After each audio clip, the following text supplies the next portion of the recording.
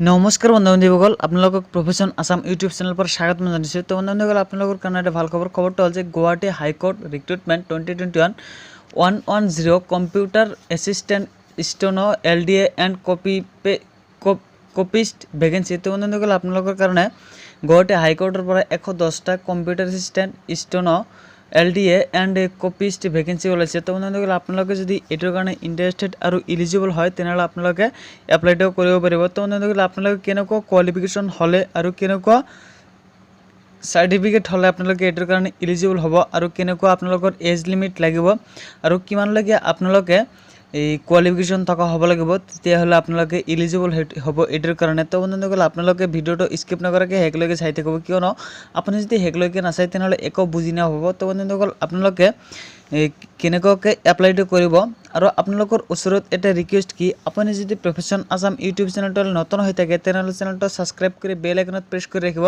কিয়নো এনেকুৱা নতুন নতুন আপডেট ৰেগুলাৰলি পাই থাকিবলৈ। তো বন্ধুসকল, চোৱা যাওক ন'টিফিকেশ্যনটোত কি আছে। তো বন্ধুসকল, Guwahati high court last date 17 and 26/4/2021। তো বন্ধুসকল, আপোনালোকৰ এপ্ৰিলৰ 26 তাৰিখ হ'ল এইটো এপ্লাই কৰাৰ লাষ্ট ডেট। তো বন্ধুসকল, এইটো আপোনালোকৰ এই এপ্লাই কৰাৰ ষ্টাৰ্ট হ'ব 17 এপ্ৰিলৰ পৰা। আপোনালোকে 17 এপ্ৰিলৰ পৰা এইটো এপ্লাইটো কৰিব পাৰিব আৰু লাষ্ট ডেট হ'ল 26 এপ্ৰিললৈকে। Guwahati high court has released 3 notifications for the recruitment of 110 computer assistant stenographer LDA and copyist vacancy. Interested and eligible candidates may apply online here. তো বন্ধুসকল, আপোনালোকে যদি এটাৰ কাৰণে ইণ্টাৰেষ্টেড আৰু ইলিজিবল হয় তেনেহ'লে আপোনালোকে অনলাইন যোগেদি এইটো এপ্লাইটো কৰিব পাৰিব। অনলাইন যোগেদি আপোনালোকৰ এপ্লাইটো হ'ব। এইটো কম্পিউটাৰ এছিষ্টেণ্টৰ পোষ্টৰ সংখ্যা হ'ল এইটো 19টা, ইয়াৰৰ কাৰণে 17টা, OBC MOBCৰ কাৰণে 2টা, এই টোটাল 19টা। আৰু ইলিজিবিলিটি ক্ৰাইটেৰিয়া এজ লিমিট আপোনালোকৰ এইটো এজ লিমিটটো দিছে ইউআৰৰ কাৰণে 18 years to 40 years, OBC MOBC 18 years to 43 years, SC/ST 18 years to 45 years। তো বন্ধুসকল, এইটো ইয়াত যিসকলে SC/ST আৰু OBC MOBC আছে সকলো কেটাগৰী ৱাইজৰ এইটো এজ লিমিটটো ধৰি দিয়া আছে। PWDৰ কাৰণে 18 years to 50 years। Educational qualification: a candidate must possess a bachelor degree from a recognized university.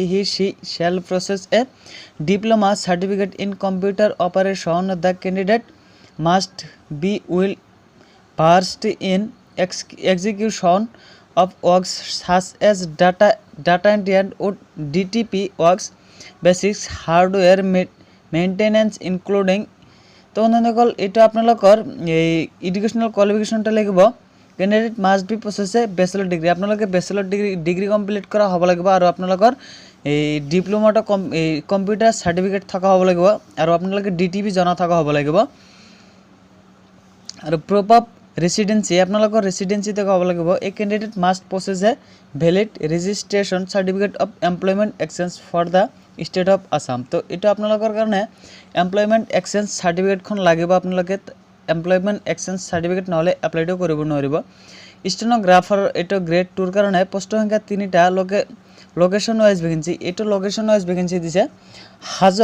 Hojai এটা, চৰাইদেউ এটা আৰু চাউথ চালমাৰা এটা। ইলিজিবিলিটি ক্ৰাইটেৰিয়া ইয়াৰ এজ লিমিট ইয়াৰৰ কাৰণে 18 years to 40 years, OBC MOBCৰ কাৰণে 18 years to 43 years, SC/STৰ কাৰণে 18 years to 45 years, PWDৰ কাৰণে 18 years to 50 years।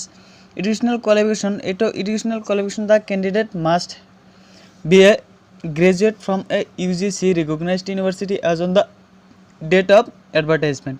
তো বন্ধুসকল, এইটোৰ কাৰণে আপোনালোকৰ গ্ৰেজুৱেশ্যনটো কমপ্লিট কৰা থকা হ'ব লাগিব গুৱাহাটী ইউনিভাৰ্চিটিৰ আণ্ডাৰৰ পৰা। Should possess a diploma certificate in stenography.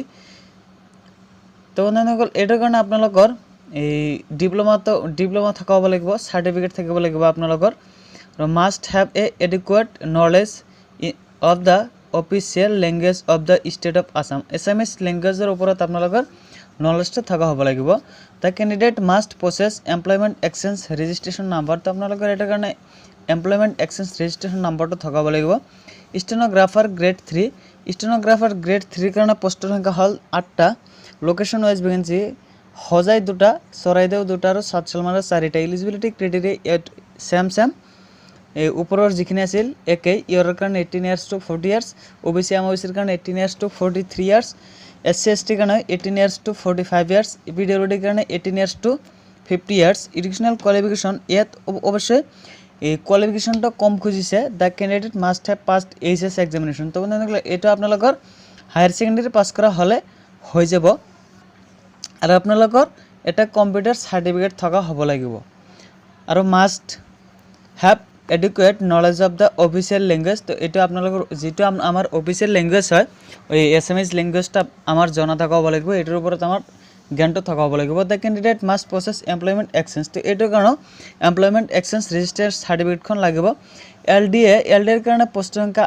60টা location wise vacancy এটাও হজাই 17টা চৰাইদেউ 23টা সাউথ সালমাৰা 20টা কপিষ্টৰ কাৰণে এটা পোষ্টৰ সংখ্যা 20টা লোকেশন ওয়াইজ ভ্যাকেন্সি হজাই 6টা চৰাইদেউ 7টা সাউথ সালমাৰা 7টা eligibility criteria LDA and copyist educational qualification a candidate must be a graduate in any stream from a UGC recognized university as on the date of advertisement তো বন্ধুসকল আপোনালোকৰ কাৰণে এটাৰ কাৰণে LDA আৰু কপিষ্টৰ কাৰণে আপোনালোকৰ এই কোৱালিফিকেশনটো গ্ৰেজুৱেট কমপ্লিট থকা হ'ব লাগিব আৰু she must possess a certificate of computer knowledge of minimum 3 months duration এটা আপোনালোকৰ কাৰণে এটা সাৰ্টিফিকেট থকা হ'ব লাগিব কম্পিউটাৰৰ মিনিমাম 3 মান্থৰ আৰু the candidate should have knowledge of the official language যেটা আমাৰ অফিচিয়েল ল্যাঙ্গুৱেজ হয় এছএমএছ সেটা আমাৰ জানা থাকিব লাগিব দ্য ক্যান্ডিডেট মাষ্ট তো এটা আপোনালোকৰ এটাৰ কাৰণে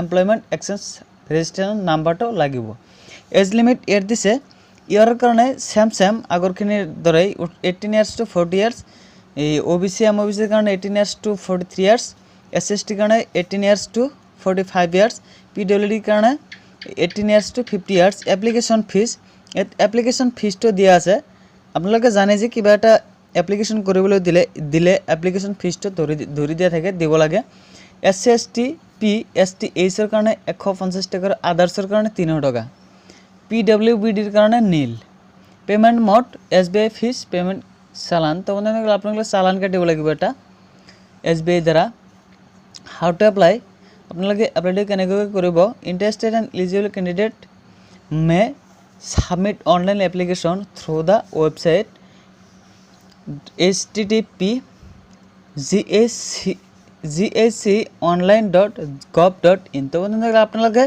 আপোনালোকৰ মোবাইলত ক্ৰম ব্ৰাউজাৰত www.gaconline.gov.in এনেকৈ আপোনালোকে সাৰ্চ কৰিলে ওয়েবসাইটটো পাই যাব important dates of Guwahati high court recruitment আপোনালোকে মনত ৰাখিব এটো ইম্পৰ্টেন্ট ডেটস কিনি starting date of online application 3 April আপোনালোকৰ 3 এপ্ৰিলৰ পৰা স্টাৰ্ট হ'ব এটো এপ্লাই কৰাৰ কাৰণে আৰু লাষ্ট হল 7 এপ্ৰিল এপ্লাই কৰাৰ কাৰণে এটা আপোনালোকৰ হল LDA আৰু কপিষ্টৰ কাৰণে আৰু স্টেনোগ্ৰাফাৰৰ কাৰণে এটো স্টাৰ্টিং ডেটটো এটাই কিন্তু সেম আপোনালোকৰ এটো আপোনালোকৰ সেম 17 এপ্ৰিল লৈকে আৰু কম্পিউটাৰ এসিস্ট্যান্টৰ কাৰণে স্টাৰ্টিং ডেটটো হল 9 এপ্ৰিল 9 এপ্ৰিলৰ পৰা আৰু 26 এপ্ৰিললৈকে এটা লাষ্ট ডেট হয় তো বন্ধুসকল কম্পিউটাৰ এসিস্ট্যান্টৰ কাৰণে অলপ বেলেগ আছে এটো কাৰণে 26 এপ্ৰিললৈকে last date important web links Guwahati high court recruitment online application তো বন্ধুসকল আপোনালোকৰ ইম্পৰ্টেন্ট লিংকখিনি আপোনালোকৰ মোটতে আপোনালোকৰ LDA কপিষ্ট স্টেনোগ্ৰাফাৰ কম্পিউটাৰ এসিস্ট্যান্টৰ টোটাল আপোনালোকৰ এইকেইটা পোষ্টৰ কাৰণে 110টা পোষ্ট হয় এইকেইটা পোষ্টৰ কাৰণে আপোনালোকৰ স্টাৰ্টিং ডেটটো হল 3 এপ্ৰিলৰ পৰা 3 এপ্ৰিলৰ পৰা আপোনালোকৰ স্টাৰ্টটো হ'ব আৰু আপোনালোকৰ লাষ্ট ডেট হল এপ্লাই কৰাৰ 26 এপ্ৰিল তো বন্ধুসকল আপোনালোকৰ সুবিধাৰ কাৰণে এইটো ভিডিঅ ডেসক্ৰিপশন বক্সত মই এইটো লিংকটো দি দিম তাৰ পৰা আপোনালোকে ডাইৰেক্টলি যাই এপ্লাইটো কৰিব পাৰিব আৰু আপোনালোকে যদি প্ৰফেশন আসাম ইউটিউব চ্যানেলটো নতুন হৈ থাকে তেনেহলে চ্যানেলটো সাবস্ক্ৰাইব কৰিব লাইক কৰিব কমেন্ট কৰিব তো যদি ভিডিওটো ভাল লাগে তো আজিলৈকে মানে নেক্সট ভিডিওত আকৌ লগ পাম ভিডিওটো সৰ্বসকলকে ধন্যবাদ জ্ঞাপন কৰিছো।